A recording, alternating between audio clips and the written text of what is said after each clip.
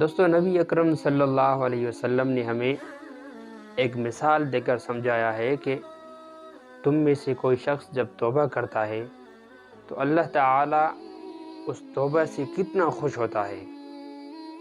آپ صلی اللہ علیہ وسلم نے فرمایا کہ ایک مسافر اپنی اونٹنی پر سفر کر رہا ہوتا ہے، لیکن آگے جا کر اس کی اونٹنی کسی بیابان میں گم ہو جاتی ہے۔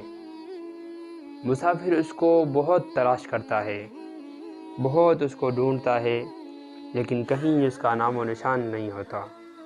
تھک ہار کر کسی درخت کے نیچے بیٹھ جاتا ہے اور موت کا انتظار کرتا ہے، اس لیے کہ اس کا کھانا اور پانی اس کی اونٹنی پر تھا، اور اس بیابان میں کہاں کھانا اور پانی ہوتا۔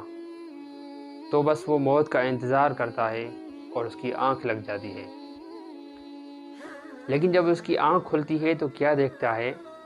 اس کی اونٹنی اس کے سامان کے ساتھ بالکل اس کے سامنے کھڑی ہے۔ یہ دیکھ کر مسافر اتنا خوش ہوتا ہے اور خوشی کی شدت سے اس کے منہ سے ایسے الفاظ نکلتے ہیں، کہتا ہے کہ یا اللہ، تو میرا بندہ ہے اور میں تیرا خدا ہوں۔ خوشی کی اتنی شدت کے ایسے غلط الفاظ منہ سے نکل جاتے ہیں۔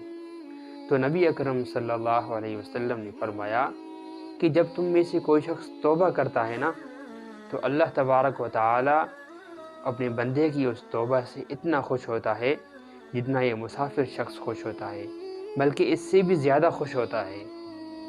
تو میرے بھائیوں، اللہ تعالی ہمارے انتظار میں ہے کہ کب میرے بندے توبہ کرے، میں ان کے گناہوں کو معاف کر دوں۔ بس اللہ تعالیٰ سے دعا ہے کہ اللہ تعالیٰ ہمیں سچی دل سے توبہ کرنے کی توفیق عطا فرمائے۔ آمین۔